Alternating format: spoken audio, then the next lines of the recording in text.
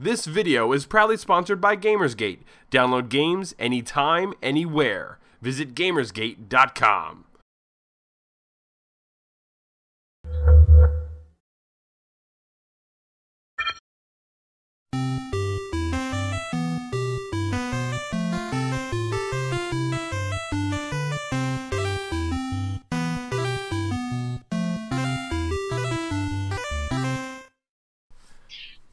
Hello, everybody, and welcome back to Other Geeks Game Club. This is episode number 42, Shinobi 3, Return of the Ninja Master. Man, that's a mouthful.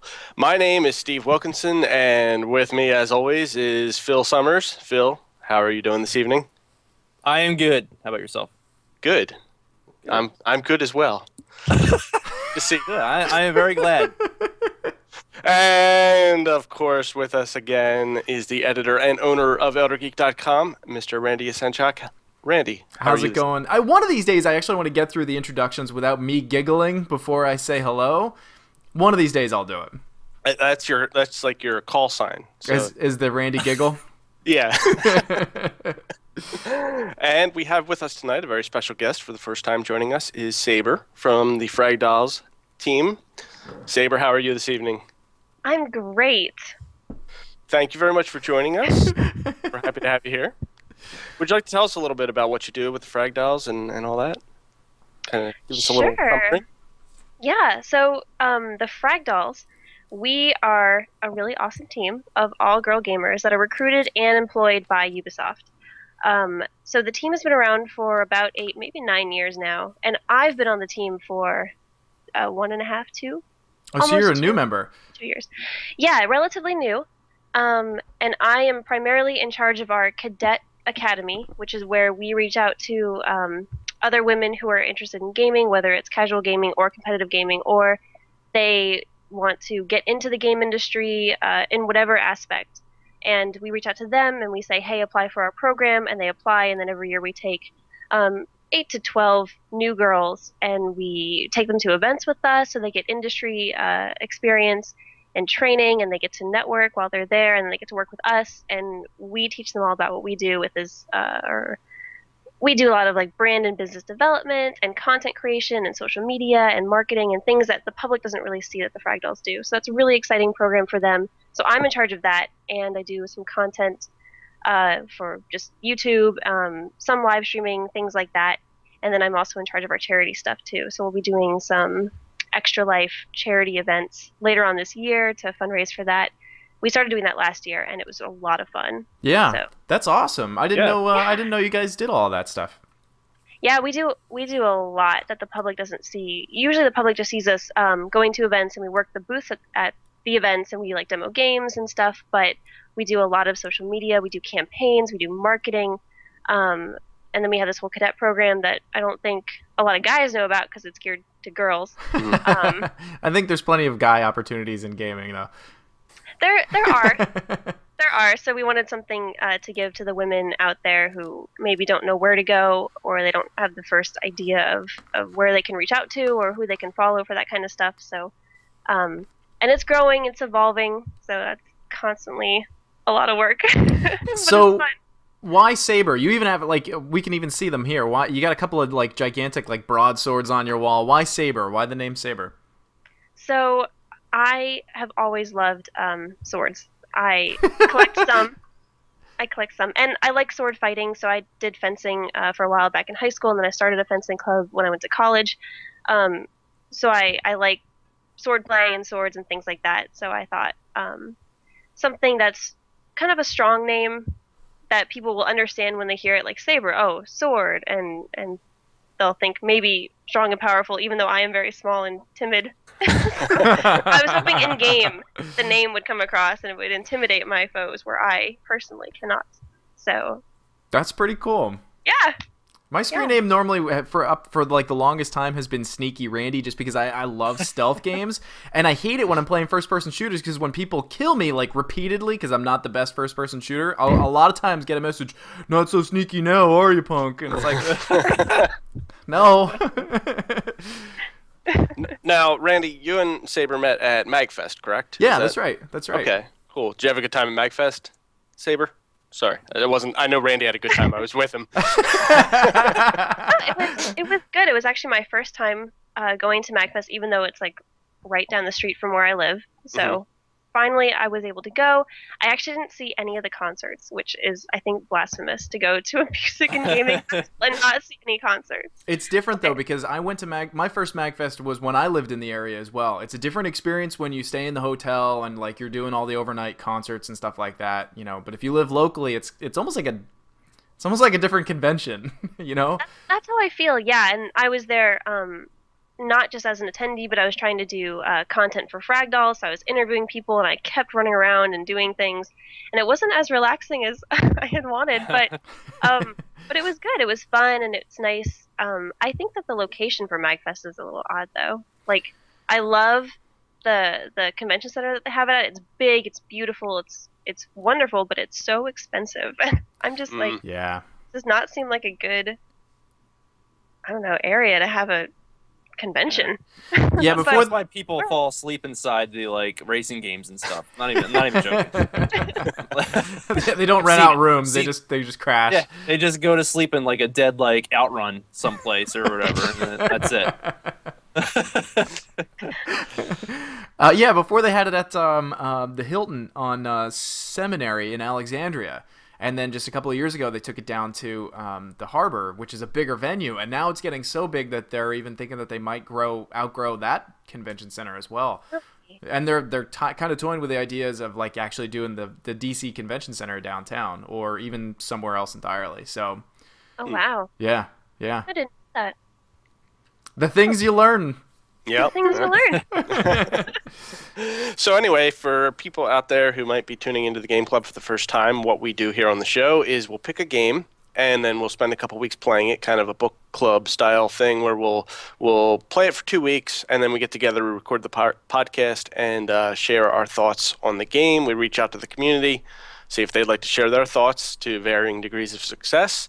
And this time around, we played Shinobi 3.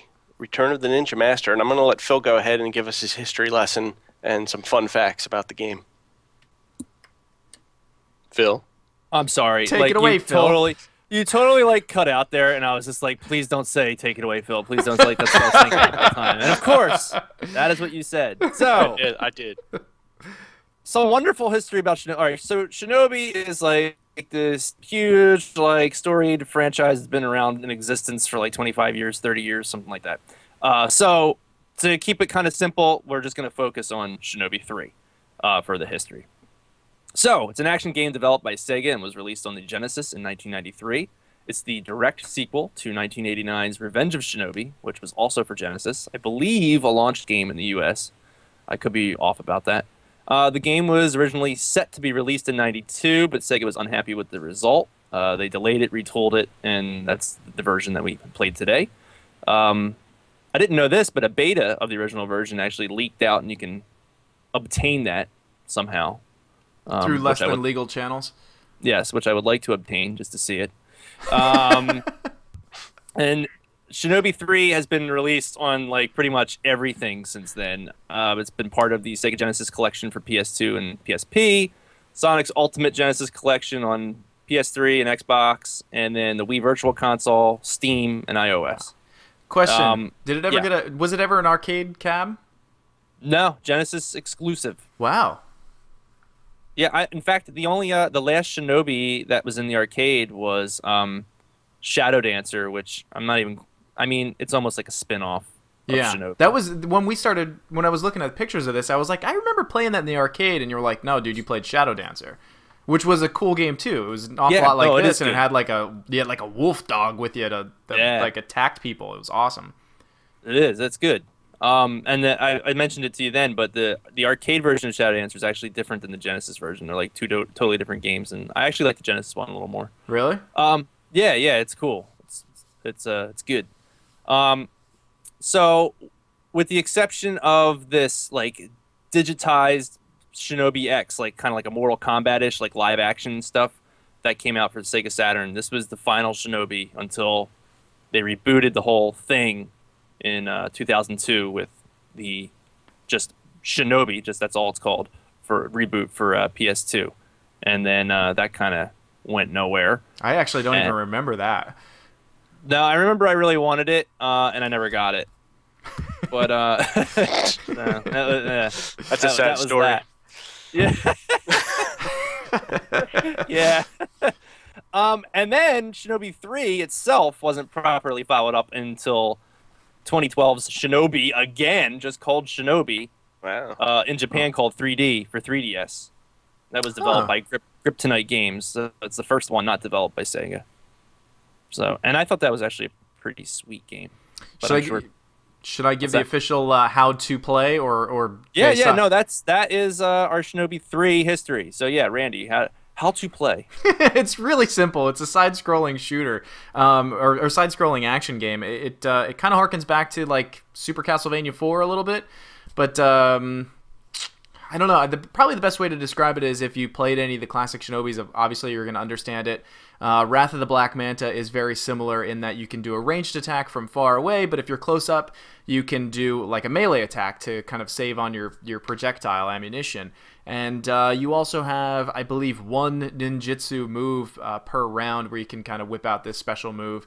And that's really it. It was just kind of a side-scrolling action game, and I guess you could possibly call it a platformer, but you know, because there are some heavy platforming segments in it. But I almost don't want to use that dirty word because we've been playing so many platformers lately.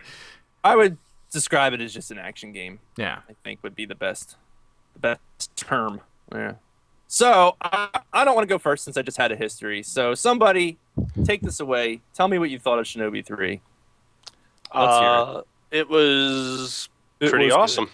Oh, oh, Steve liked it.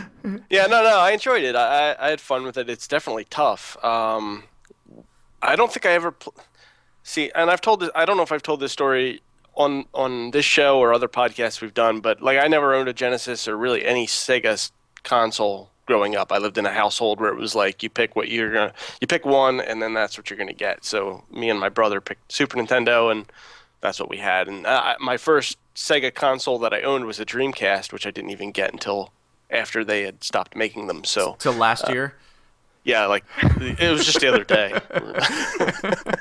But so I never played Shinobi games. I don't really have any sort of nostalgia for them for that reason.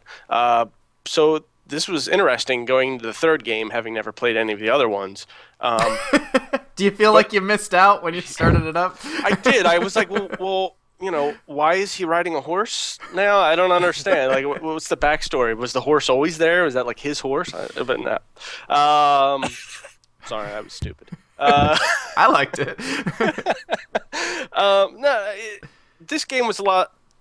This game had a certain quality to it that I wish more games still had as an action game. Which is just being completely ridiculous.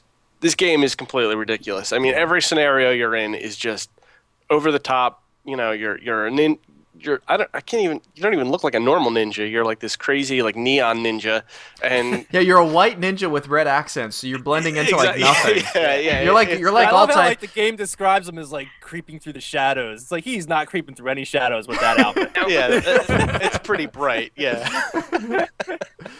and you're just you're put into these bizarre scenarios where, you know, one minute you're riding a horse and you're jumping and ninjas are coming off of a kite and attacking you, and then the next minute you're in like this military base and you're going through there, and then the next minute there's these Teenage Mutant Ninja Turtle Krang things that are just breaking out of things and attacking you. Yeah. It's just one ridiculous set piece after another, and none of it makes any sense. I mean, from what I saw of the intro scene, none of it made me think, oh yeah, there'll definitely be some brain things popping out at me at some point in this game. It just was that kind of it's so fun to play a game like that because that's definitely something that comes from like either the late 80s or the early 90s in gaming, and you just don't see enough of that anymore. I guess it would be really jarring at this point to have that in games because everything's gotten so super serious with action games. You know, everyone's like, you know. With the exception of Double Dragon Neon, dude.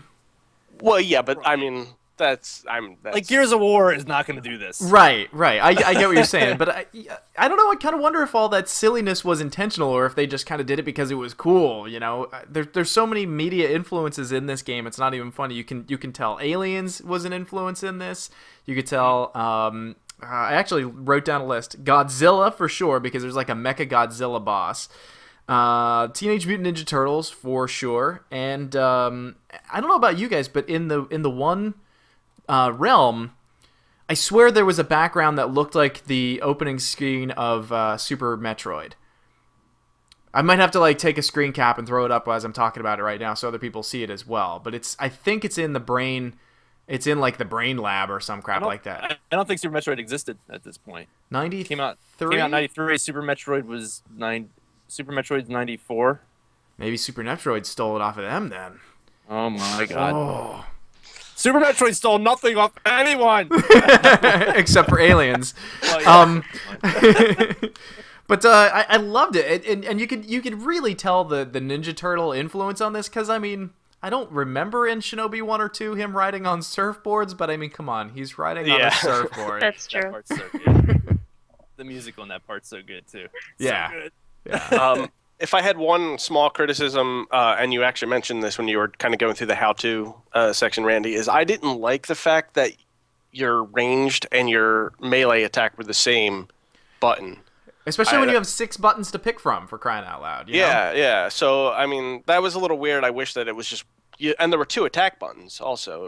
I was playing it on the PS3 as part of the Sonic Sega collection. And so there was 2 buttons mapped to attack and 1 to jump. So it was kind of like, well, why can't one attack be melee? But I guess that's just not the way the game was. So. I mean, to be fair, this was released probably at a time when maybe this Genesis 6-button controller was not out. So we're really dealing with a game design with 3 buttons in mind. Oh, huh. Yeah, that would actually make sense because then you would have jump, attack, and then special. Yeah, I guess Right. So I played it. At first, I have a Harai fight stick, and I was playing it on that, which was kind of intense. Yeah, that's crazy to me. That's crazy stuff. Yeah, Really? No, because when I was playing it, I thought to myself, this would play so much better with like a fight stick or with an arcade stick. I thought the same thing. Yeah. Okay. Wow. Yeah, I played on PC and it was really hard. Did you use like a 360 controller or did you do mouse and keyboard? Mouse and keyboard? Mouse and I didn't even use keyboard. mouse; it was all keyboard. It Or was all keyboard. and ASC. Wow. Yeah, that's hard. That's hard. That's rough. my hats off I didn't to you get because far. that's rough. Yeah, so I did it with the fight stick for a while, and then I ended up going back and replaying through using the regular DualShock controller, and I got a bit further after doing that. I think I got to the 5th or 6th stage. I got past the surfboard part. Okay. And then there was like 1 stage after that. I got through that, and that was where I stopped. So I was pretty far along. But Was it a did you fight the boss? Oh, so you did the surfboard part, and then you're like in this part with like you're outside, and there's all these like tubes and pipes. yeah, Did you complete that stage? didn't finish that stage. That was the last stage I was on. Okay. All right. That Cool. stage So is that's like- hard. I spammed quick save and quick load to get through that one because I played it on PC as well, and without quick save and quick load, I would not have been able to get through that. Yeah, they have that on the PS3 version as well. You're able to do like save states, Really? which is That's nice. pretty interesting. That was helpful. Saber, what'd you think of the game? I really liked it. There's something about this game, at least what I noticed for like just having the boss battles. Like we talked about colors a little bit earlier, so I'm gonna go back to that for a second. But the main character is fairly bright. We mentioned he's all in white with red, but all of the enemies are kind of muted. They're just kind of dark colors, and then the bosses are all bright, or they have something that flashes on them that's very bright. So it was really, I don't know if it was just a psychological thing, but I was so nervous going into boss battles. Like I knew when it was happening. I'm like, I don't know the controls well. This is not going to go well. I only have 1 life. Why? You know, like, it was really intense, and I just don't get that with a lot of boss battles, if there are any, in the games that we play now. So I just thought that was really interesting to have such bright colors, and maybe it was psychological, but it worked on me.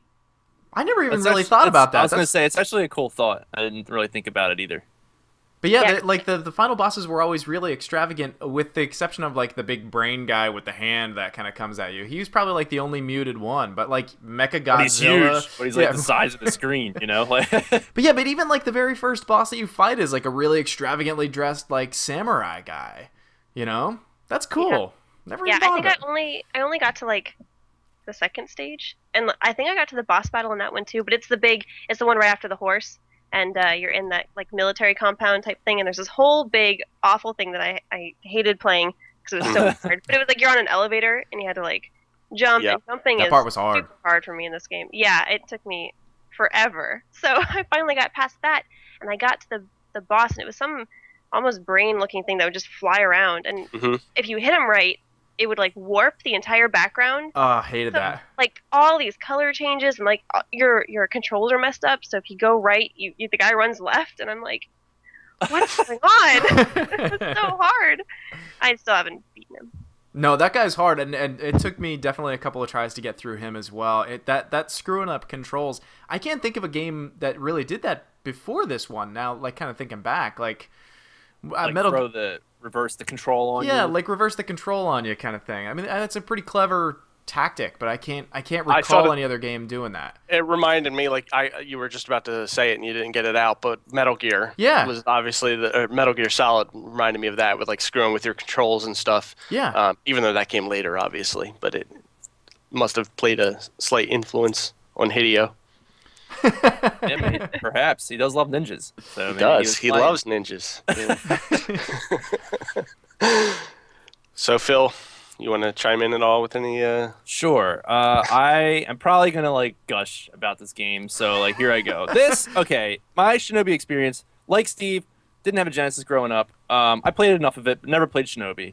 I got myself a Genesis a couple years ago, and I was like, well, everybody loves Shinobi. Why don't I try and get into the Shinobi series? So I had come across this at like a local game shop, and I bought it, and I loved it. I thought it was great, and I actually played a lot of it. Like, I acquired a lot of Genesis games when I bought my Sega, and a lot of them were just like, I put them in and played them for a few minutes, took them out, and I was, that was it, and didn't play it again. But I kept coming back to Shinobi, and I really liked it. So I would like to declare this maybe the best Genesis action game ever created. Like, wow, I love it. Like, I think it's awesome. Like, even more than that the Castlevania one. The I don't know what it was called. Yeah, Bloodlines is really awesome too. Castlevania Bloodlines, but yeah, this is better. Wow. It's like I love it. Like, even playing it for Game Club, I had already beaten it previously when I played it on Sega.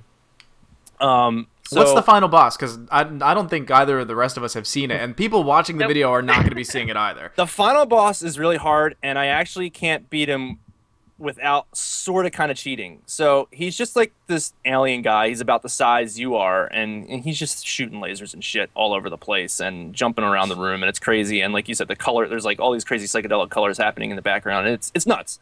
The only way I can beat him is I've gotten good enough at the game to where I can get to him with 9 lives, and then one of your magic abilities in the game is you kind of commit suicide, and then you respawn with full health. So once you have acquired 9 dudes, you're basically unstoppable once you get to that point, because you can just keep respawning. That's a really cool superpower, actually, for an action game. That's really awesome. Yeah, it is cool, because it's kind of one of those things where, if you're in a pinch and you're about to, beat some boss and you're going to die and you really want to win, you're just like, okay, I'm going to sacrifice this one guy I have because you're going to die anyway, Yeah. So if you just sacrifice the guy, you'll win and you'll move on. So, and then what happens is when you come back, it restores that ninja magic. So you can just keep repeating the cycle. You know what I mean? So that's the only way I can defeat the final boss. That's pretty awesome, though. I don't count that as cheating. I think that's actually playing the game. That's a legit tactic, yeah. Yeah, dude, you were good enough at the game to get to the final boss with 9 lives. Come on, I was spamming quick save and quick load, and I was skimming on the final third of my health with 0 guys left. I'll admit, I haven't played it in a few years now. So when I jumped back into it, I played it, I think, Sunday night. I was just like, okay, I'm just going to tear through this real quick. And I, like, got whooped all over again. I was like, okay, this is actually hard again. Like, I do forget this. And so it took me, like, 3 playthroughs to actually get to that point. But, yeah, I love it. Like you guys were saying, I love just how crazy everything is. Like you were saying, Steve, like one moment you're riding on a horse, the next thing you're surfing on like this board, and you're fighting these crazy bosses, and then you're fighting this Mecha Godzilla. And then, yeah, you're just all over the place. And I think another thing I really like about it too is, you know, you guys were saying you wish there was another button for, you know, the melee versus ranged. Melee attacks. And sometimes I did find like, oh man, why did he just do that melee attack? And I did find that like kind of annoying. But at the same time, like I really admire just that, you know, basically those 2-button controls and like the amount of stuff you can do with those 2 buttons. So like I don't know if you guys knew this, but if you actually hold in the attack button, he'll defend, and you can block all sorts of stuff when you defend. Dude, that's awesome. Yeah, if bad guys are shooting bullets at you, you defend, and so usually what I would do is like What button is that? If you hold down the attack button. If you hold down the attack, and you can like, and when you're holding it in, you can walk back and forth real slow while you're holding it. So like, dude, and that's you can, awesome. I guess you guys know you can dash too, right? I hope. Yeah. I figured out you could dash. If you double click, Learned that one either. Dude, play the game again when we're done. Now that you know dash and with the controller, and it'll be like, it'll blow your mind. It'll be like a whole new experience. So, like, usually what I'll do is I'll be dashing, like I'm dashing nonstop, and you know if there's a guy standing there, I'll throw the ninja star and I'll go right into defense because usually either I'm gonna kill him or he's gonna shoot at me.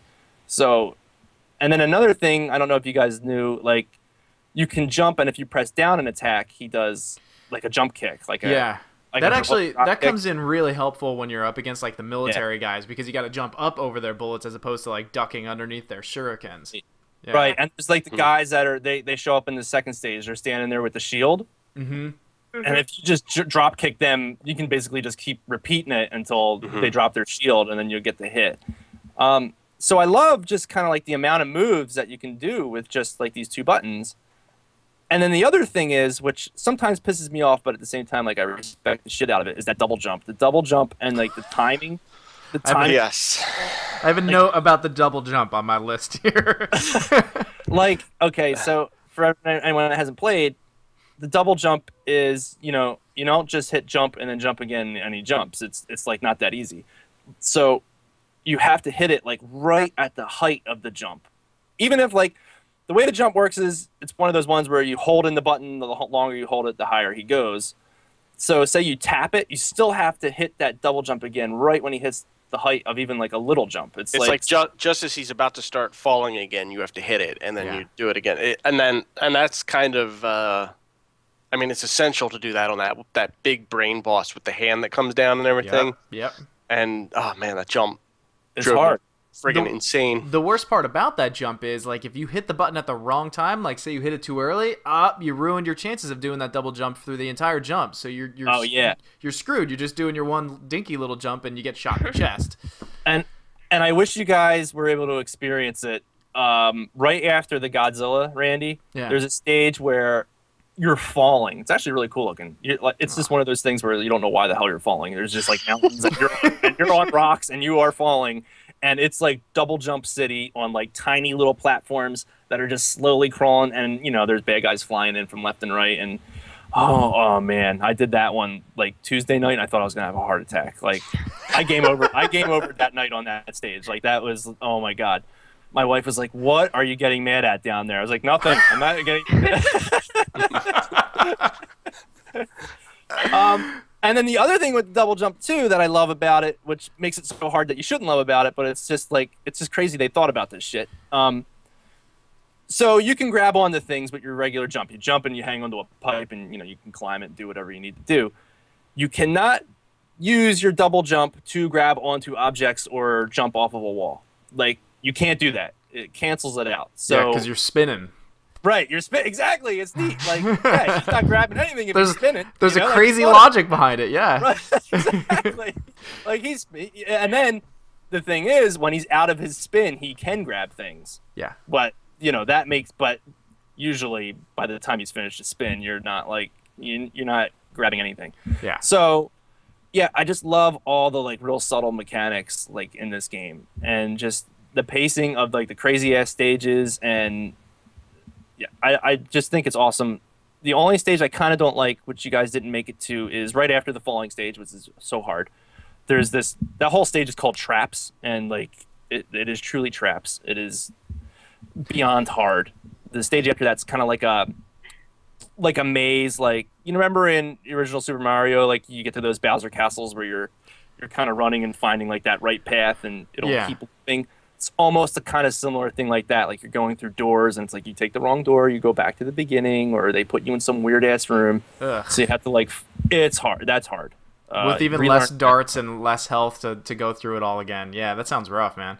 Yeah, that stage is brutal. That stage I would say is not fun. That's the only not fun stage of the game. But other than that, I love it. This game, like, to me, it's like, I guess Sega knows it's awesome. They know it's a classic because it's been released like 400 times. But I never really hear anybody talking about it.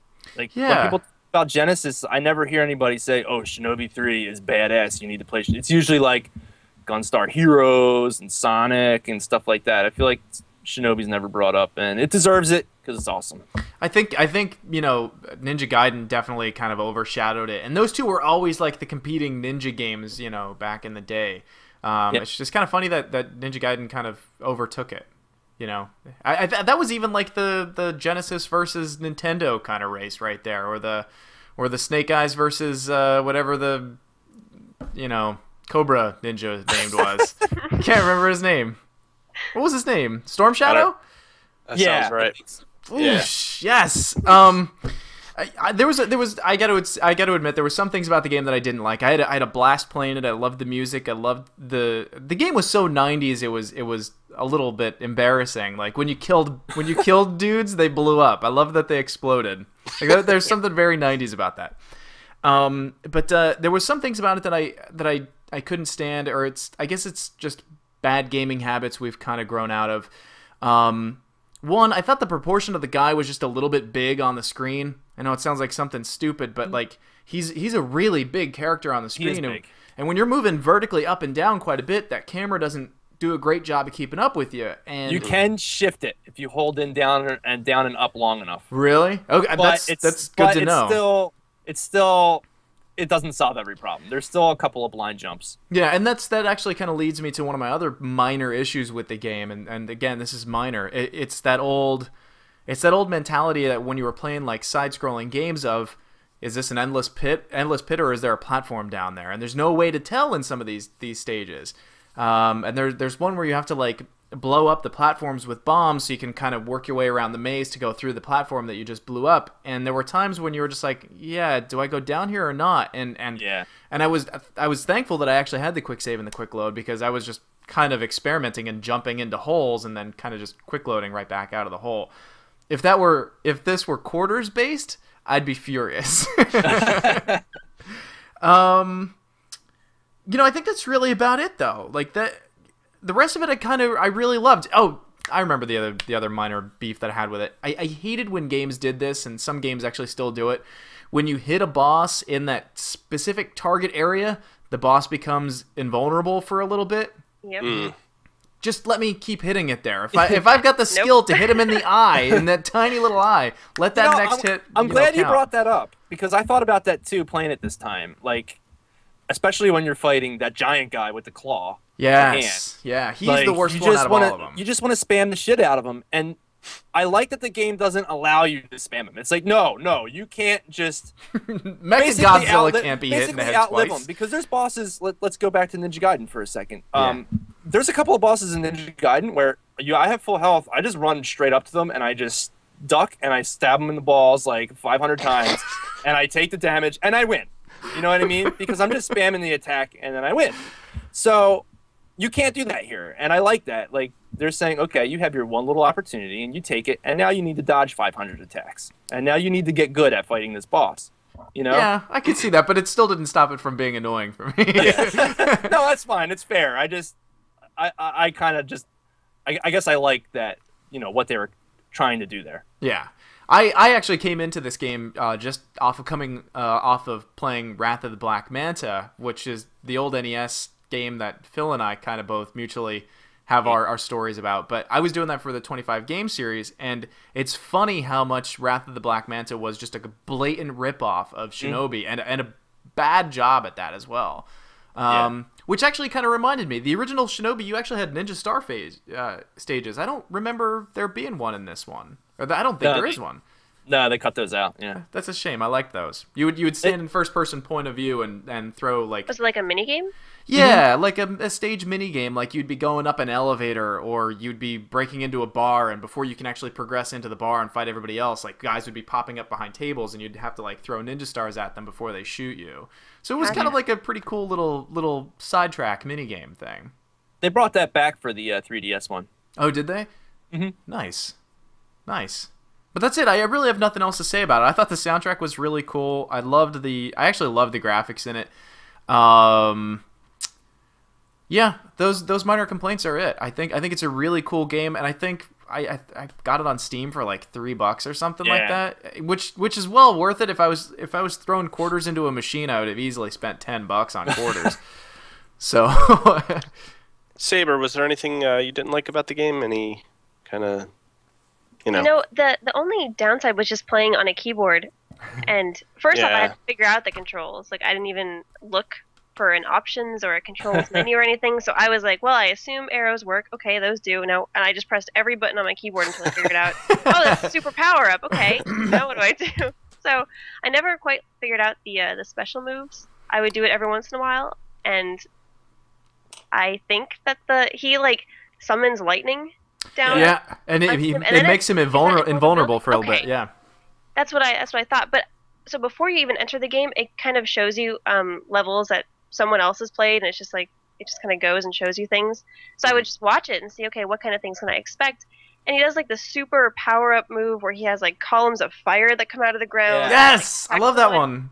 Could never do that. That would have been awesome. But if you pause the game, it doesn't really tell you that you can do it. But when you hit start or whatever it is on the keyboard, that's how you scroll through what to use. There's like that little icon, and the icon changes. So if you see the one with the fire, that's how you can start shooting the fire. It's pretty buried. It took me a while before I realized I could change it. And even when you map it, I actually mapped my 360 controller as closely as I could to a Genesis controller. Even then, the jump button is far on the right, which made it like my right trigger or something like that, and my attack was like A or something awkward. I was still hitting the special power by accident way too often.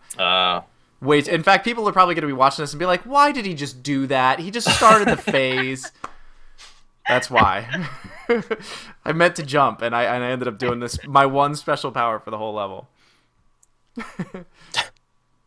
So, yeah, I guess the consensus is if there's no reason not to check this game out, and there's a million different places you can get it. So I would probably avoid the iOS version. I couldn't imagine playing it with virtual joystick. Ew. Yeah, that'd be a little weird.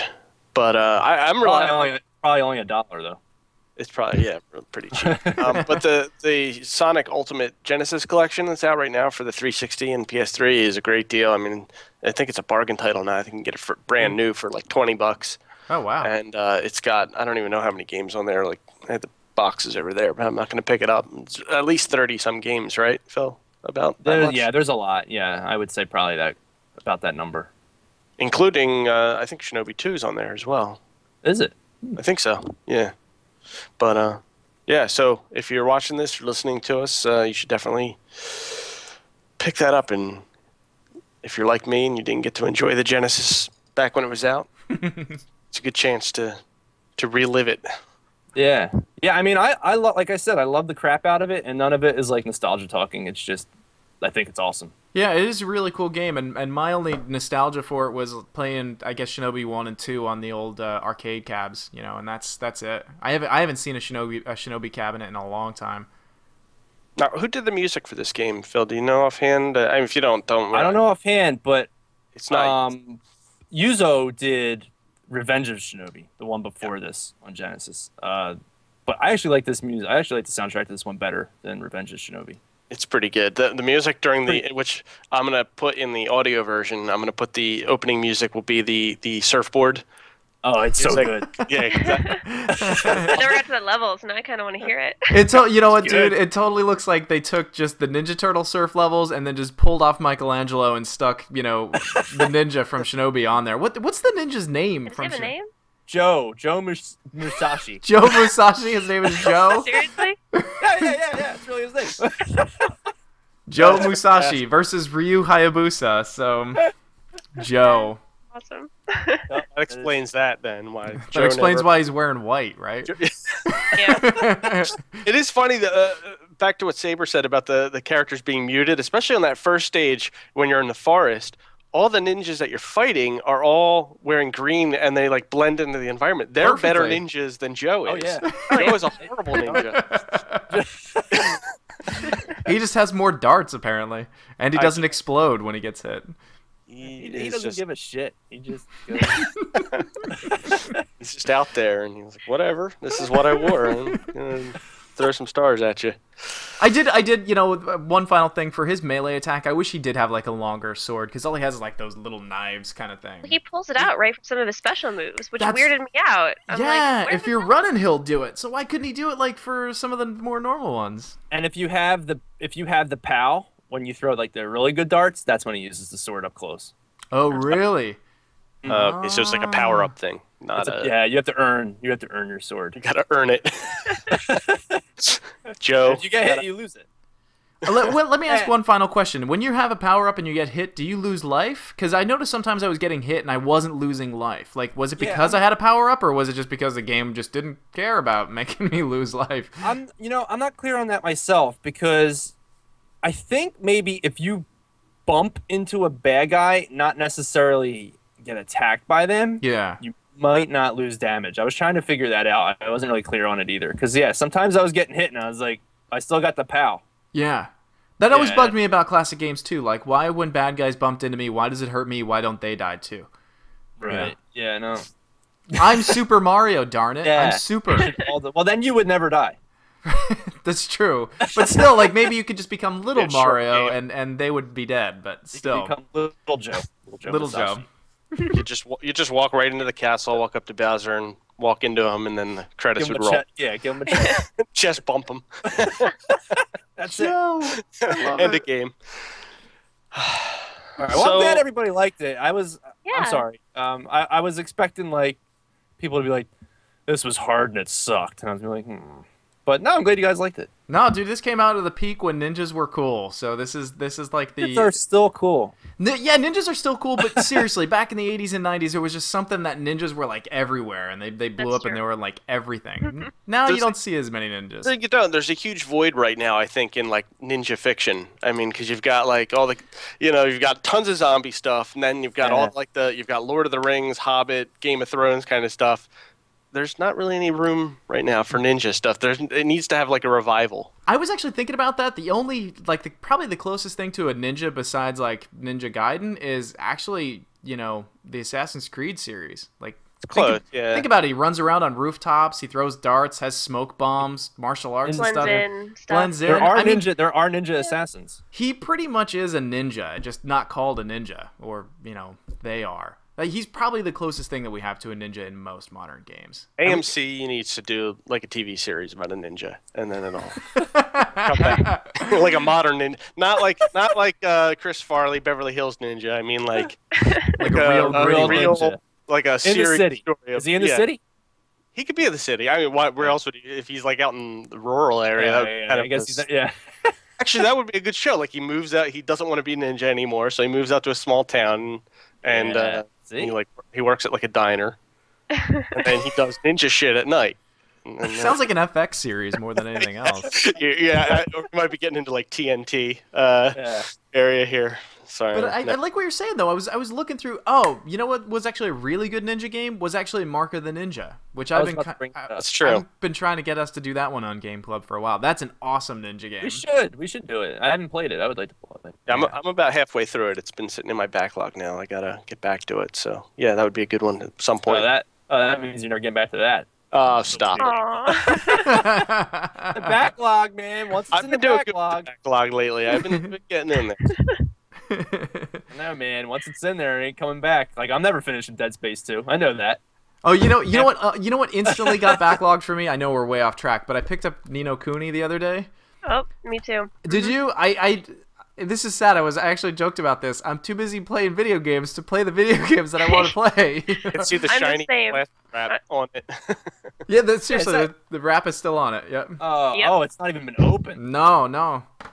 Oh, you're gonna get hit with the patch when you finally play it. I don't know. Is there a patch? There's always every time I put a new PS3 game in, I get the damn There's an patch. install. You have to. I think it's got a mandatory install. I'm okay with that. I can play on my PC in the meantime. But Saber, you were gonna play Ni no Kuni too?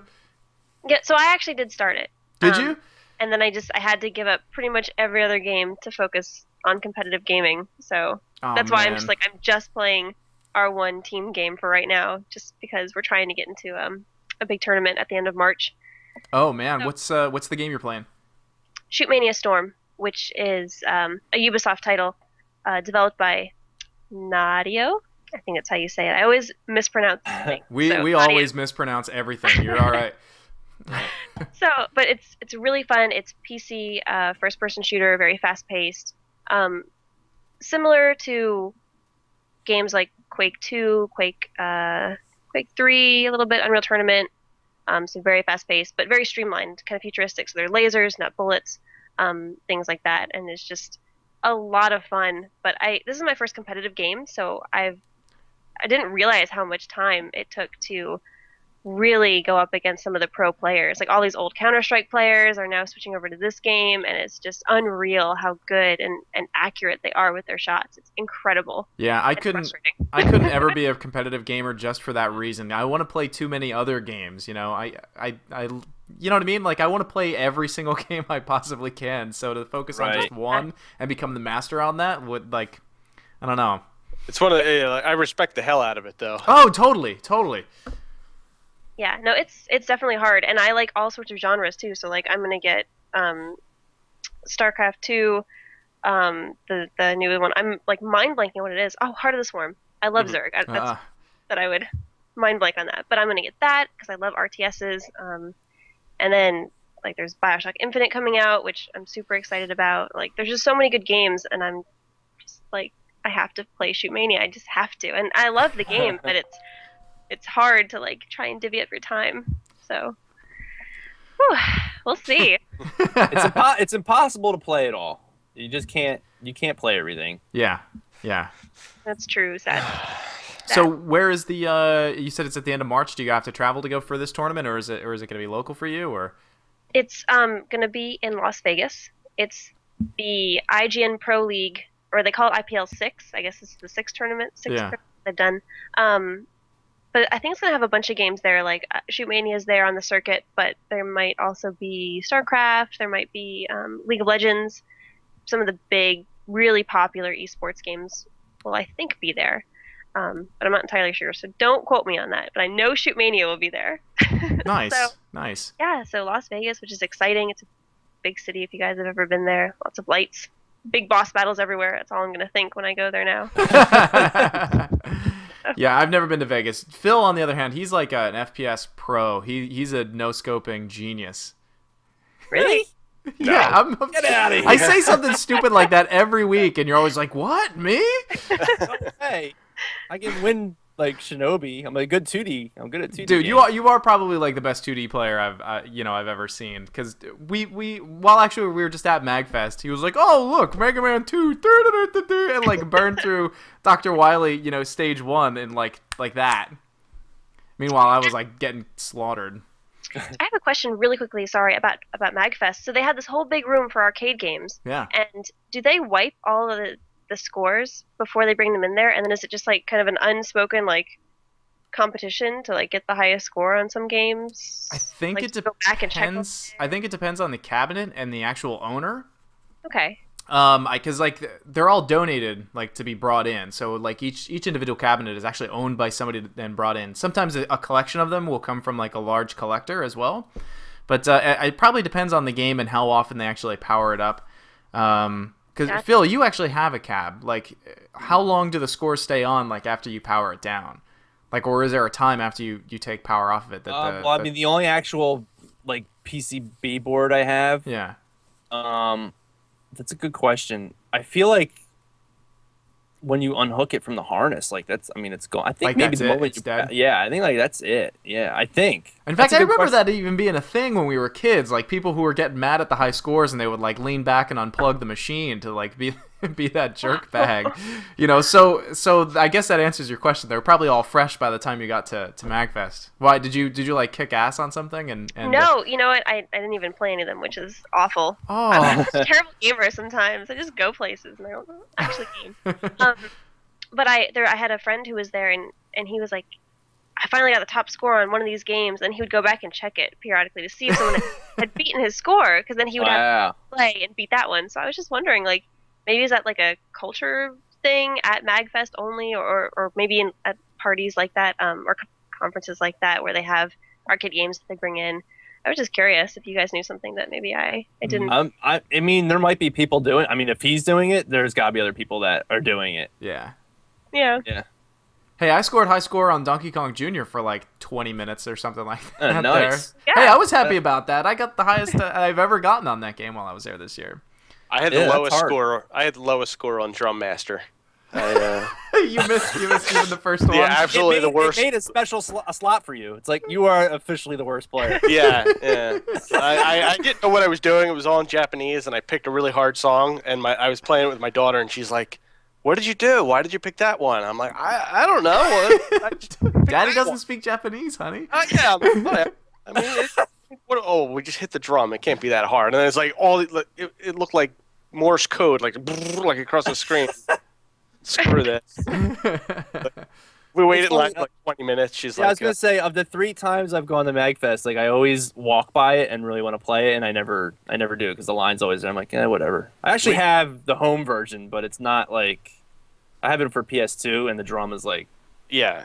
tiny. It's not this big, you know. Yeah. We waited for a good like 15 minutes or so. Which isn't, I mean, doesn't sound that bad when you say it, but when you're there and you want to do other things, and there was they actually had a Dragon's Lair there. They had Dragon's Lair 2. They never had. I don't think they've ever had that there. And I was like, holy shit, they have Dragon's Lair. So I'm waiting, and this guy was just like hogging the shit out of it. And yeah, like it was probably 15 minutes. I was like, I gotta go. I gotta bail. That was a very hard decision to make. But I hope that answers your question. I hope we didn't go off on too much of a tangent there. No, it's great. It's great. Well, so what are we doing next time? Sine Mora. Yeah, Yeah, I'm not- Sine or Sine Mora? Sine Mora? Shine Mora? I don't know. It's spelled Sinemora. It's a shooter. It's a shooter. It's a shmup. It's a game. bullet hell shmup. And it's from Grasshopper Manufacture. It's a new one. Suda 51 pedigree. So that should be Like Suda. a lot of fun. Expect crazy head trip stuff to be going on in there. Yeah, expect me to Find get really frustrated. Halfway through the game, you find out you are the bullets, and then bullet hell takes on a whole new meaning. Yeah, so that's Sine Mora. So if anyone listening has played it or wants to play it, do it and leave some comments. And Yeah, it's on everything, right? It's on PS3, Xbox. It's on Vita. It's on PC. And it's constantly going on sale. So if you happen the next couple weeks to see it, go on sale somewhere or check it out, send us an email at eldergeekgameclub@gmail.com or hit us up on Facebook, Twitter. Head over to eldergeek.com. You can do that. And if you're on our YouTube channel right now, be sure to hit the subscribe button. Or just leave a comment below about can leave a comment. Sine Mora. Yeah, we will get all the comments in the YouTube videos. And some of them, break our hearts, but some of them are pretty nice, too. So, you people with the nice comments, thank you. And actually, before we hop off, I don't know if I said this already, but if you click on Phil's head, you'll actually go to Shamoozle, which is Phil's cartoon site. And if you click on Saber's head, you will be going to the Frag Dolls site where you can learn all about what the Frag Dolls do and their YouTube channel as well. So do that. And all the way up on top, I don't want to point up too high. cow horns. If you put all the way up top on the Game Club logo, you'll be able to subscribe directly to ldgeek.com as well. So check it out. Yes. So many things for you to do. So many. you're Do them listening- all. Click all the buttons. All of them.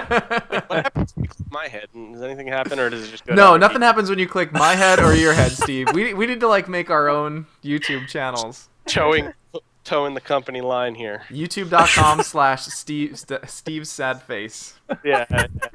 And if you're listening to us on a audio device and you somehow stumbled upon us through iTunes or Zune or Stitcher Radio, leave us some feedback. Some stars would be great. Maybe a comment or two. All the stars. Leave us all the stars, please. Like New Super Mario Brothers 2, all the stars. We would really appreciate it. And yeah, so that about does it, I guess, for this episode. Saber, Hey, before we leave, I'm sorry. Good. you cut me off. Go ahead. I know. I'm sorry. Well, I just wanted to say, rest in peace, OneUp, man. Yeah. End of an era. End of an era. Like, I feel like I'm doing like a eulogy here, but OneUp, like at the beginning of this gen, I felt like they were so ahead of the curve, and with the OneUp show and OneUp Yours, like the podcast, like the OneUp show, seriously, so far ahead of its time. Like, I don't even think YouTube, if YouTube did exist, it was like not what it was, and like internet shows didn't really like exist, and I think like because of that, they probably weren't able to like monetize that show, and it was never able to be what it could have been, and it really sucks. But at the same time, it's like they were the guys really going out there and making like shows like this. And then What Up Yours, but think about what that show had like spawned with like video game podcasts and Totally. like the What You've Been Playing and all that kind of stuff, and even just like EGM. At that point in time, I just felt like they were essential for a few years, and then once the whole Ziff thing happened and a lot of those guys got laid off and EGM went away, the site went through some pretty tough times. But I think, Jeremy Parrish, who I really respect as a game writer, like, he's been doing it for maybe a year and a half or so. I think he really turned it around and turned it into like a cool, like more of a niche thing, like more feature focused and less keeping up with all the news and stuff. And I think it really worked out well. Maybe it wasn't bringing in the same sort of traffic, but it was a cool, interesting site, and it just sucks to see OneUp go. Yeah, they were I definitely- agree. Yeah. Hey, it always sucks when you hear about people losing their jobs and stuff. So hopefully they all land on their feet and Yeah. go on to bigger, better things at other outlets. Yeah. Yep. Saber, thanks for joining us. This has been great. You're welcome back whenever you'd like. Oh my gosh, I'd love to return. This is so much fun. Thank Cool. you guys. Next time, you pick the game. I felt bad when we were like, you're playing Shinobi. Oh no, it's fun. It's good. It took me out of my element a little bit. But it's nice. I totally don't mind playing games. I mean, do you guys for this game club? Do you guys only do video games? Do you branch out to tabletop games, anything like that? Steve would love to branch it out to tabletop games. He actually toyed with that idea before. I personally have never played a tabletop game before in my entire life, and it's not because I didn't want to. I just never knew anybody to play a tabletop game with. So, yeah. Well, when you guys decide to do a tabletop game, you let me know. Oh, sweet. That's my background is in tabletop gaming. Like that's awesome. That's what Maybe, I grew up doing. Next Wow. year at Magfest, we could do another. We could do a live in-person game club and do a tabletop. Dude, that is an awesome idea. Let's do That it. would be awesome. That is an I got awesome a pile idea. of them here, so I could bring all kinds of stuff. You I got that Metal have Gear a lot thing. of games. Yes.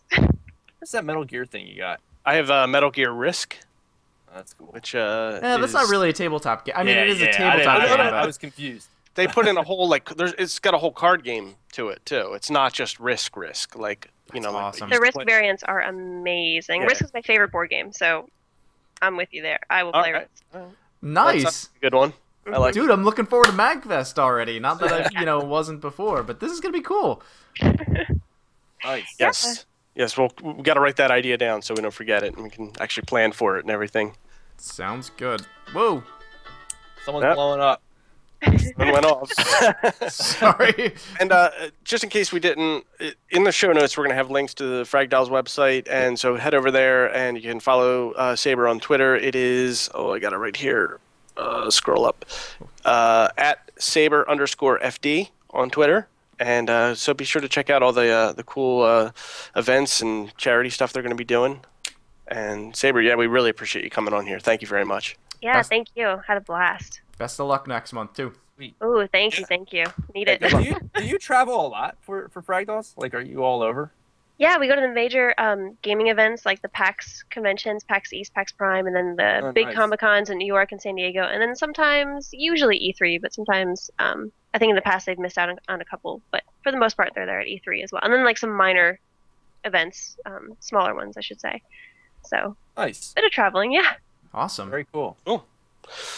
All right. Well, we will be back in 2 weeks when we're talking about Sine Mora.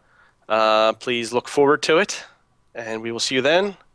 This is Steve and Phil and Randy signing off. We'll see you then. Bye. See ya.